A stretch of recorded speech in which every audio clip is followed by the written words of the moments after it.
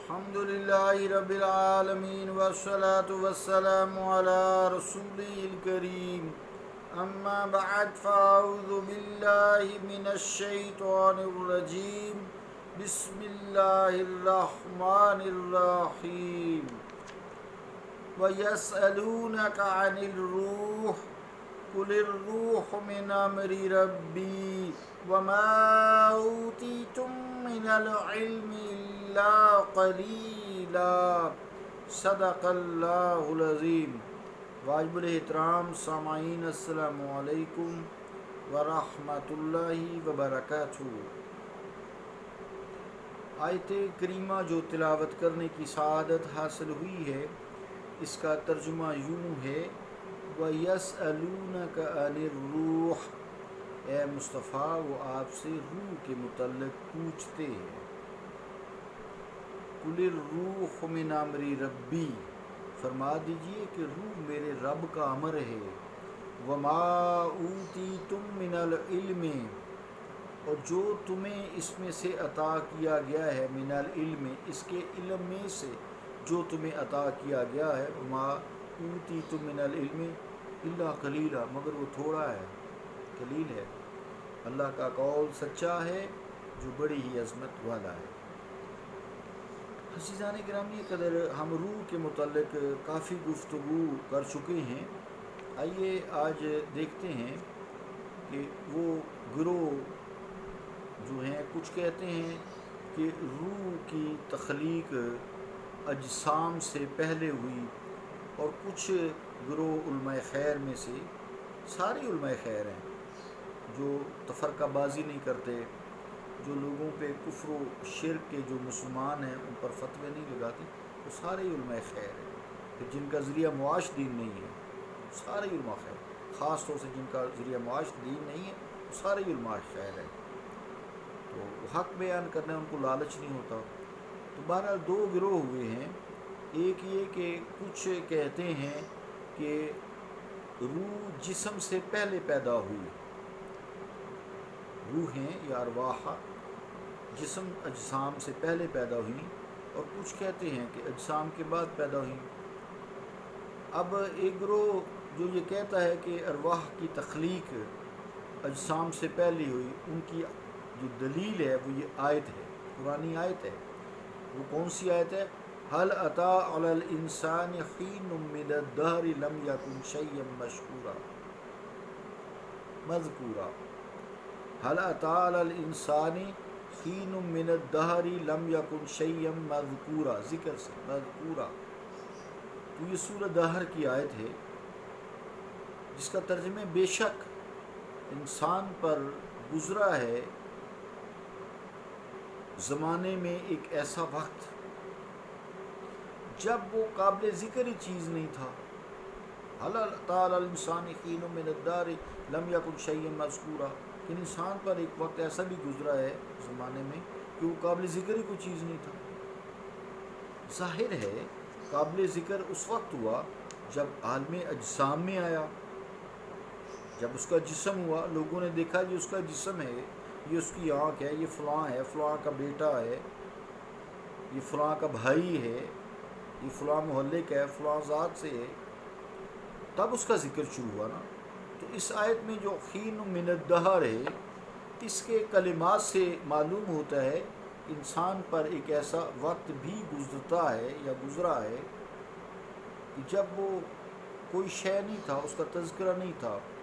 اب سوال یہ پیدا ہوتا ہے کہ جس وقت کا یہاں ذکر ہو رہا ہے وہ کس چیز پر گزرا ہے؟ وقت ہے گزرا ہے، کس چیز پر گزرا ہے؟ آخر جس پر وہ وقت گزرا ہے اس چیز کا بھی تو ہونا ضروری ہے نا، ورنہ پھر یہ سوال پیدا ہوگا کہ وقت کس پر گزرا اور جس شے پر وہ گزرا اس کا نام کیا ہے؟ یہ ارواح کا پیچیدہ سا مسئلہ سمجھنا، چونکہ اجسام کے ساتھ یعنی جسموں کے ساتھ، اجسام جسم کی جمع ہے، تو اجسام کے ساتھ ارواح، روح کی جمع ارواح، روح جسم کے ساتھ روح کا ہی تعلق ہے۔ لہذا اس گروہ نے جو اجسام سے پہلے ارواح کی تخلیق کا قائل ہے، یہ استدلال کیا ہے۔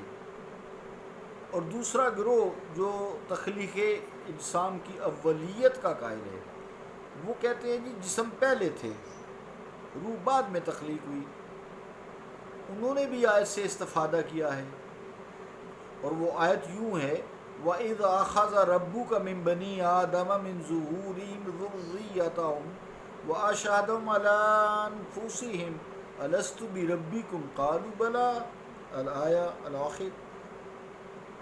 ترجمہ کیا ہے اس آیت کا کہ محبوب یاد کیجئے جب نکالا آپ کے رب نے بنی آدم کی پشتوں سے ان کی اولاد کو، اور گواہ بنا دیا خود ان کو ان کے ہی نفسوں پر، اور پوچھا کیا میں تمہارا رب نہیں ہوں؟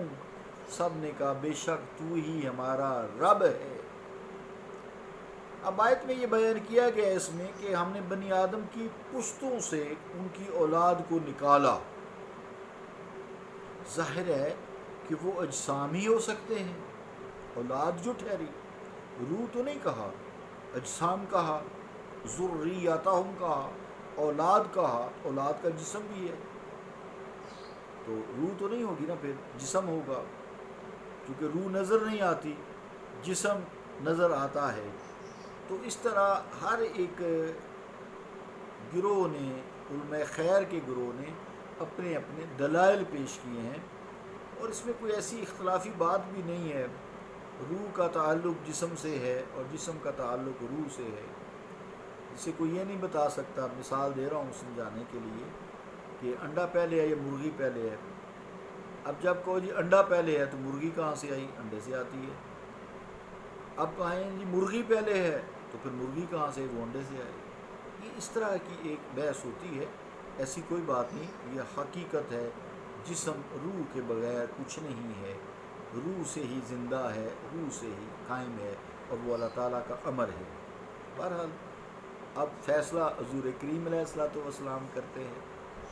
تو حضرت صلی اللہ تعالیٰ علیہ وآلہ وسلم کی حدیث مبارکہ ہے، وہ یوں ہے ان اللہ خلق ارواح العباد قبل العباد بألفی عام فما تعارف منها ائتلف وما تناکر اختلف۔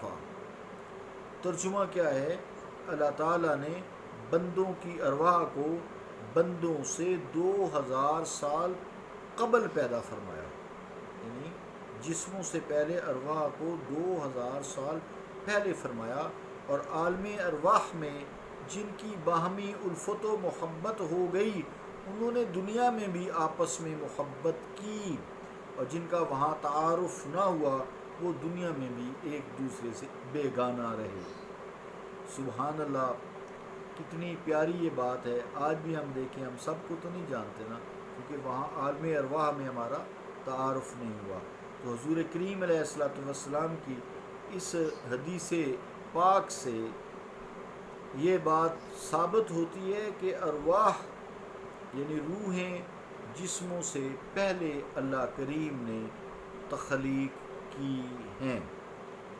حضرت پیر میلی شاہ صاحب رحمۃ اللہ علیہ نے بھی اپنے ایک فارسی شعر میں یوں بیان فرمایا ہے داں جنود مجدہ ارواح را میں تلف ثم کشاد اشباح را۔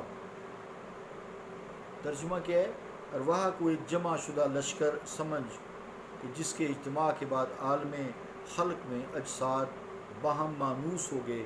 دراصل پیر میلی شاہ صاحب رحمۃ اللہ علیہ کا اشارہ اسی حدیث کی طرف ہی ہے، جس کا مفہوم یہ ہے کہ ارواح اللہ تعالیٰ کا جمع کردہ لشکر ہیں، جو ارواح ایک دوسرے سے متعارف ہوئیں یہاں عالم اجساد میں، یعنی جسموں میں، اجساد جسم کی جمع ہے، آ کر وہاں مانوس ہوئیں، اور جو وہاں بیگانہ رہیں یہاں بھی ایک دوسرے سے بیگانہ یعنی نا آشنا رہیں۔ اس شعر کا مفہوم بھی وہی ہے جو پہلے بیان کیا گیا ہے۔ روح کے متعلق اتنی تفصیل میں جانے کا مقصد یہ تھا کہ سمجھ لیا جائے کہ روح ایک ذی شعور اور مدرک الحقائق چیز ہے، یعنی تدبیر کرنے والی ہے، جس کا تفصیلی جائزہ پیر میلی شاہ صاحب رحمۃ اللہ علیہ، حضرت شاہ محی الدین ویلوری قادری رحمۃ اللہ علیہ، اور حضرت دوسرے حضرات شیوخ نے بھی مختلف تناظر میں پیش کیا ہے، مولانا رومی، بہت سارے ایسے شیخ ہیں جنہوں نے روح کے متعلق بہت تفصیل سے گفتگو فرمائی ہے، جس میں روح کی خصوصیات بیان کی گئی ہیں کہ روح ایک باشعور ہے اور کیفیت سے ورا ہے۔ اس کا مطلب یہ نہیں اس کی کوئی کیفیت ہی نہیں۔ انشاءاللہ تعالیٰ اس کیفیت کے بارے میں کل گفتگو کریں گے اور پھر میں معلوم ہوگا اور مزید روح کے متعلق کچھ آشنائی ہوگی۔ صلی اللہ تعالیٰ علی رسول خیر خلقہ محمد وعلی آلہ واصحابہ اجمعین برحمتک یا ارحم الراحمین۔